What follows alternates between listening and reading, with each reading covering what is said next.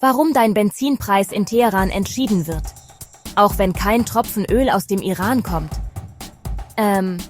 Es ist eine Frage, die sich viele stellen, wenn sie an der Tankstelle stehen und zusehen, wie die Zahlen an der Zapfsäule unaufhaltsam in die Höhe schnellen. Warum explodieren die Kosten für das Tanken ihres Autos plötzlich? Die Antwort, überraschenderweise, wird nicht in Houston oder in Riad entschieden, sondern in einem engen Wasserstreifen Tausende von Kilometern entfernt. Es ist eine Geschichte, die in der Straße von Hormuz beginnt, wo Ereignisse seit Ende Februar 2026 nun direkt ihren Geldbeutel beeinflussen. Auch wenn kein einziger Tropfen ihres Benzins aus dem Iran stammt, diktiert der Konflikt den Preis. Ein Weckruf unserer vernetzten Wirtschaft. Die Straße von Hormuz ist die kritischste Energieader der Welt. Täglich fließen etwa 20 Millionen Barrel Öl durch diese eine Passage, fast 20% des globalen Angebots. Und rund 20% des weltweiten Flüssigerdgases, primär aus Katar, passieren hier. Für Europa eine Schlüsselalternative. 80% des Rohöls gehen nach Asien. Japan bezieht 95% seines Erdöls aus dem Nahen Osten. Nach gemeinsamen US-israelischen Schlägen erklärte der IRGC am 2. März die Straße de facto für geschlossen. Der Tankerverkehr brach um über 95% ein. Ölpreise über 100. Brent heute bei über $108. Rund 40% mehr seit Kriegsbeginn. Um die Tragweite zu verstehen, würdigen wir die Geografie. An der engsten Stelle misst die Straße nur 21 Meilen. Die befahrbaren Spuren sind noch schmaler, nur 2 Meilen pro Richtung. Für Supertanker ist dies der einzige maritime Ausgang aus dem Persischen Golf.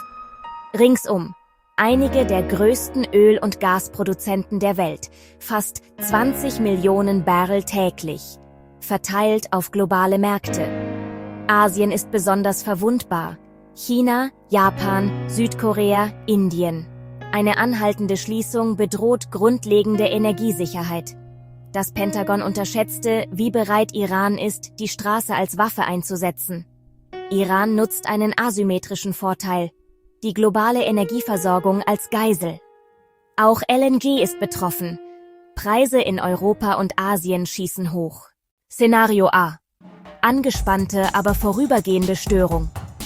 Hintertüren wirken. Iran erlaubt allmählich mehr Verkehr. Vorsichtige Anzeichen. Indische und türkische Schiffe passieren. Preise stabilisieren sich bei $90 bis $100. Szenario B. Die derzeitige Pattsituation. Monate selektiver Blockade. Für die meisten westlich verbündeten Schiffe bleibt die Durchfahrt faktisch geschlossen. Offene Gefechte mit der US-Marine werden vermieden. Energiepreise 110 bis 130 je Barrel mit Rezessionsgefahr. IEA gibt 400 Millionen Barrel frei. Dämpfer, kein Ersatz. Szenario C. Umfassende Eskalation, das Albtraum-Szenario. Verstärkte Angriffe, hohe Opferzahlen oder Umweltdesaster. Iran droht, regionale Energieinfrastruktur in Brand zu setzen. Preise 150 bis $200 oder mehr. Tiefe, langwierige Depression. Der Pfad hängt von Entscheidungen in Washington, Teheran und anderen Hauptstädten ab. Mehrdeutigkeit schürt Risikoprämien. Ökonomische Kriegsführung. Mythos. Pipelines umgehen die Blockade einfach. Ja, es gibt Umgehungen, aber die Kapazität ist extrem begrenzt. Zusammen etwa 5 Millionen Barrel pro Tag statt 20. Puffer, kein Ersatz. Bei längerer Schließung unzureichend. KI-generierte Videos und Übertreibungen fluten die Feeds. Es gab bestätigte Angriffe, doch noch keinen offenen Seekrieg zwischen Staaten. Wir sehen eine Grauzonenkampagne. Einschüchterung erzwingt die Blockade. Indien? Selektive Durchfahrt ist Strategie, keine Immunitätsgarantie. Wenn 20% des Angebots gefährdet sind, bestimmt der Weltmarkt den Preis. Nicht nur Öl. Kaum 10% der Containerschiffe sind in Rückstaus und Umleitungen gefangen. Die De-facto-Schließung wurde von Versicherern zementiert, nicht nur von Kriegsschiffen. Kriegsrisikodeckungen wurden gekündigt. Transit wird wirtschaftlich unrentabel, die kommerzielle Blockade steht. Prämien stiegen um über 300% gegenüber 2025. VLCC-Transit von 100.000 auf über 400.000 Dollar, teils bis 1 Million bei älteren Schiffen. Ökonomische Schätzung: $8 bis $14 je Barrel als geopolitischer Zuschlag. Mindestens 5 beschädigte Tanker, 2 Tote, keine Theorie. Viele Räder weichen über das Kap aus. Plus 10 bis 14 Tage bis zu $1 Million mehr Treibstoff. Dennoch oft billiger als Hormuz. Das verknappt weltweite Schiffskapazitäten und treibt Frachtraten. Nach dem Benzinpreis: Heizen trifft zuerst. Katarischer LNG-Stopp treibt Gaspreise in Europa und Asien. Industrien leiden. Gas ist kritischer Rohstoff. Dünger wird teurer. Landwirte geben Kosten weiter. Lebensmittelinflation, besonders in Nettoimportländern. 10% der Containerschiffe betroffen. Verzögerungen und Mehrkosten. Unsicherheit bremst Investitionen und Konsum. IEA senkt Nachfragetrend. Nicht nur Angebotsschock, Katalysator für einen globalen Abschwung. Kurzfristig: Freigabe strategischer Erdölreserven, 400 Millionen Barrel als Puffer.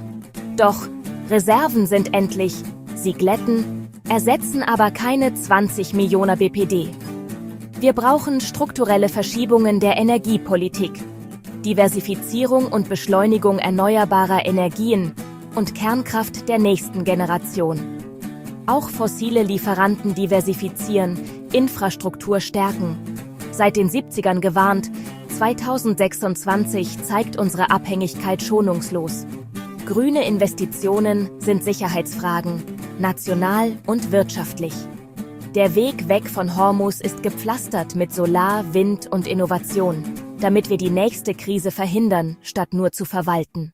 Wir leben in einer Welt, die sich für unbesiegbar hält, weil sie vernetzt ist. Doch wie wir heute gesehen haben, hängt unser gesamter moderner Wohlstand an einer nur 21 Meilen breiten Wasserstraße. Das wirft eine unbequeme Frage auf.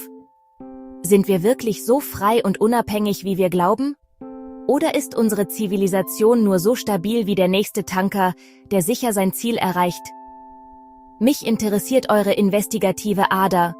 Glaubt ihr, dass wir uns aus dieser fossilen und geopolitischen Erpressbarkeit jemals befreien können? Oder ist das der Preis unserer globalen Lebensweise? Schreibt eure Meinung in die Kommentare. Wenn euch diese Analyse geholfen hat, dann klickt auf Like, abonniert und aktiviert die Glocke, um nichts zu verpassen. Teilt das Video mit jemandem, der glaubt, Geopolitik betreffe ihn am Benzinhahn nicht. Wissen ist die einzige Verteidigung gegen Desinformation. Bleibt kritisch. Wir sehen uns beim nächsten Mal bei Welt verstehen.